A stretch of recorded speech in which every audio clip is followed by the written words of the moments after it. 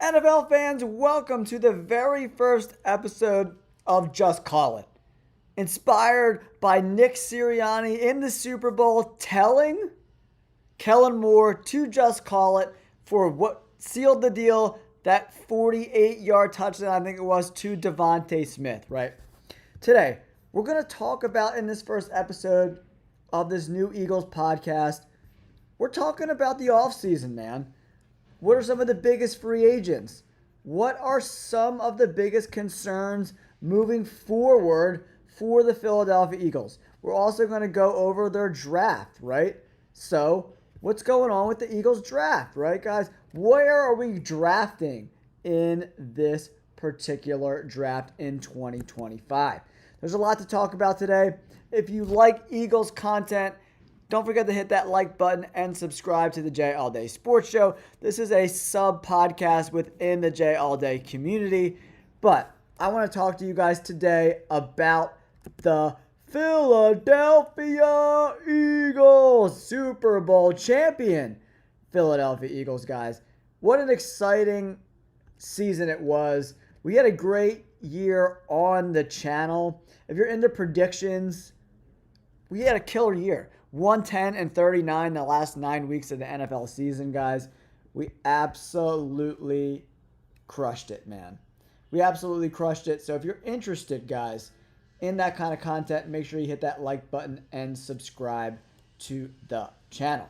I'm very excited to bring you guys this very first episode of the J All Day Show, bringing you Just Call It for Philadelphia Eagles fans everywhere.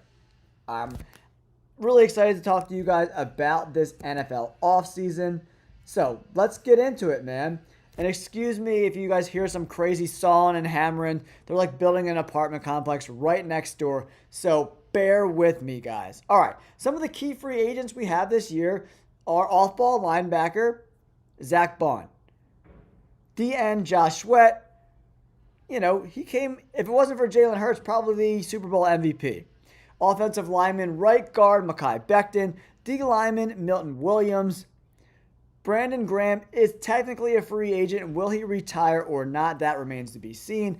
And running back, Kenneth Gainwell. For me, that's the main free agents that we have to be concerned about for the Philadelphia Eagles moving forward, right? Are we going to re-sign all these guys? No, that's just not the way it works. You know, the Philadelphia Eagles, they do have some cap space, but they don't have a ton, right? They got to work around the cap. That's what Howie Roseman is so good at, right? Is working within the cap. And the last 3 years, he's been excellent at drafting. A great overall draft last year for Howie Roseman and the Philadelphia Eagles scouting department. So what are my realistic expectations, right? I think Josh Sweat and Milton Williams are both going to get exceptionally large deals on the open market, similar to what Javon Hargraves got when he left the Philadelphia Eagles a few years back. You know, these guys were extremely productive, right? Especially in their contract years, which is, you know, it's recency bias, right? You don't really look at Josh Sweat when he was kind of mediocre 2 years ago. You look at how was he effective this year, right? That's how Bryce Huff got that huge deal. A big misstep by Howie Roseman. Probably the only misstep he had this offseason was signing Bryce Huff to that massive deal, right? Then Mekhi Becton, right? For me, he makes the most sense to come back, and here's why. He was an early round pick with the Jets. He didn't really enjoy his time there with the Jets, right? He was hurt a lot. It didn't really work out well for him there. So, he gets to work with Jeff Stoutland, the offensive line whisperer, right? So, I think he could come back on a team-friendly-ish deal in that 3 to 4 year range. You know, probably $10 to $12 million per year, I'm guessing. Maybe it's a little bit more. As the NFL evolves, guards are getting paid more money because defensive linemen are starting to get paid more money, right? So a lot of these three technique teams that run this 3-4 defense, right? It's very, very important for a 3-4 defense to get home rushing 4. You saw how important it was in the Super Bowl, right? The Eagles only blitzed like 1 or 2 times in the entire game. So the guys that are rushing the quarterback got to get home. Those outside linebackers and D linemen have to get home. When you only rush 4 guys, you need to get home. So, on the opposite of that, you need guards who can block the inside guys, right? So, Becton could get a lot of money in the offseason. I think $10 to $12 million, a 3-year, $35 million deal with some incentives makes a lot of sense. Maybe you do 3 years, $40 million. I don't know if they can afford a deal that high for Mekhi Becton, but I think he's the most likely to come back, him and Zach Bond, right? I think Josh Sweat and Milton Williams are both going to get paid a lot of money on the open market. There are several teams with a shit ton of cap space, like the Commanders and the Patriots. They have a ton of money to spend, so they're going to spend it. Milton Williams and Josh Sweat are probably going to be, not cap casualties per se, but I don't expect them to come back. If Hallie Roseman makes it happen, great.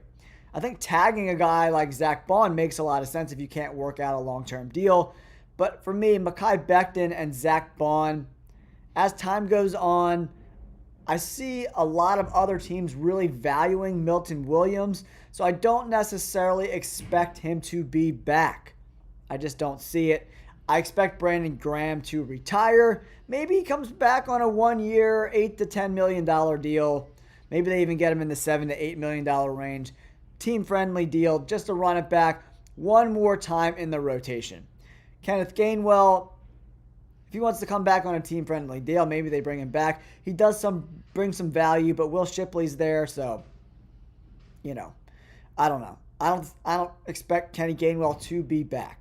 Now, there are some potential cuts and retirements as well. Darius Slay could be in that retirement range. Maybe he comes back on a 1-year deal, but he's getting up there in age. He did play, however, at a very, very high level this year for the Philadelphia Eagles, right? He played great, but I don't know. Does he got a lot more to prove? Probably not. They could save some money by cutting Bradbury and obviously a retirement Brandon Graham. For me, the team needs for the Philadelphia Eagles moving forward that edge rusher outside linebacker spot, a DN that's going to replace Josh Sweat. Sweat and Nolan Smith were great this year. And then, obviously, with the Nakobe Dean injury happening so late in the playoffs, Oren Burks did play pretty well in his stead. But Zach Bond's a free agent. That's a position of need. At some point, is Jeremiah Trotter Jr. good enough to take over some playing time there in his second year? That remains to be seen. He didn't really make it on the field too much last year at all, besides special teams. So maybe they bring in another guy just to add some competition to that room. Tight end, another position of need for me, Philadelphia Eagles fans. Dallas Goedert and Calcaterra are both entering the final years of their contracts. Dallas Goedert, the last few years, has been dealt with diminishing production and having a tough time staying on the field, right? Dallas Goedert is extremely, extremely valuable to this team because Jalen Hurts loves to throw to the tight end, especially on third down, and he's a safety valve on plays that don't develop down the field, right? So, in my opinion, tight end in the first couple rounds, if one of these guys like Tyler Warren or Colston Loveland from Michigan are available at pick 32, or maybe you move up a couple spots to grab a guy like that. Warren, probably not, but maybe Colston Loveland, maybe. I don't know if I see him going past the Chargers. I think they draft at 22 because he was his coach at Michigan, right? So I think a premium pick on a tight end, depending on how the board falls, is interesting. I think some offensive line help with depth, definitely an option. If one of these good offensive linemen like Kelvin Banks falls to them at 32, Josh Simmons because of injury concerns, maybe you bring in a guy like that. Lane Johnson said he will be back to run it back next year, so we'll have to see how that goes. But I think at some point, Eagles fans, we need to start thinking about Lane Johnson's replacement at the right tackle position. And cornerback, if Darius Slay retires, we're obviously going to have to see how free agency plays out and who retires, who doesn't retire, who we bring back. Cooper DeJean is so valuable in the slot. I don't know if kicking him out on the outside makes a lot of sense, because at slot he's been really effective at coming up and stopping the run. He's one of the best cornerbacks in the NFL from the slot position this year, so moving him out of position, then you have a new guy at outside corner and a new guy at slot. I don't know if that makes a ton of sense for the Eagles, but if a guy like Siobhan Revel is there at the cornerback spot, and there's a couple really good cornerbacks that had some injuries this year that could fall in the draft. Guys like Will Johnson from Michigan, I don't expect him to fall that far, but Ben Morrison from Notre Dame, Johnny Barron, I like him as well. There's some decent cornerbacks that could potentially, Trey Amos, Siobhan Revel, like I mentioned earlier. If they're available at 32, I don't think all of them are going to go in the first round, right? So, Johnny Barron, Trey Amos, Siobhan Revel, all pretty solid cornerbacks. Late in the first round could make some sense for us, Philadelphia Eagles fans. It could make a lot of sense, right? I really think that's, a potential spot the Eagles could address. And then D-line, right? Obviously with Sweat probably leaving in free agency and Milton Williams leaving free agency, I think there are some, D linemen that could potentially fall to the Philadelphia Eagles late in the first round. Kenneth Grant from Michigan, I really like. Michael Williams, I really like. Walter Nolan, Shamar Stewart, Nick Scourton from Texas A&M, Donovan Ezraku from Boston College, a guy I've been highlighting a lot on my channel as a potential pick. He fits that outside linebacker frame, only 6'2", 247 pounds. I would like to see him. He is only 21, so maybe he grows a little bit more. He's probably pretty much done, but if he can come in at 255, 260 and still run good times in the combine, that makes a lot of sense for me, Philadelphia Eagles fans. So, now, where are the Philadelphia Eagles drafting in 2025? Where are the Eagles drafting, guys? They have a decent amount of picks. They have a first-round pick at number 32, second-round pick at 64, third-round pick at 96, and then they have a fourth-round pick from the Lions, a fifth-round pick from the Texans, another fifth-round pick from the Commanders, and then their fifth-round pick, picking in the final selection in the fifth round. So, we have 3 picks in the first 100 picks, not bad, and then a fourth round and 3 fifth-round picks. There is value in the fifth round, especially at the linebacker spot. Probably not, maybe interior offensive line as well. Cam Jurgens is coming into a contract year as well at the center spot, dealing with some back issues, this whole season. He just had an operation or procedure in Los Angeles a couple days ago. So, maybe bringing in a guard or center as some depth is not a bad idea either. But I think in the first round, the Philadelphia Eagles are going to target, depending on who's on the board, D-line, edge, and cornerback.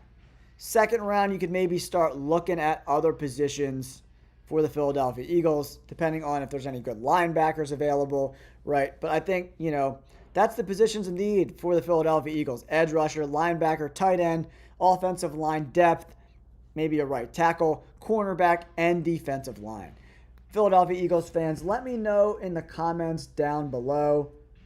Will Travis Hunter go to the Titans or Browns? I find it hard to believe that the Titans are going to take Travis Hunter, because the problem with this Titans team, they played pretty solid defense last year. So bringing in a guy who's going to play cornerback doesn't make the team that much better, in my opinion. So for me, I think he brings in Abdul Carter or one of the quarterbacks for the Titans. But I do think teams, maybe the Jets, maybe the Giants, maybe the Raiders, could potentially be on the phone calling up the Titans and see what they want for this number 1 pick. if the Titans can add more picks, because let's be honest, the Titans aren't Abdul Carter or Travis Hunter or Shador Sanders away from competing, right?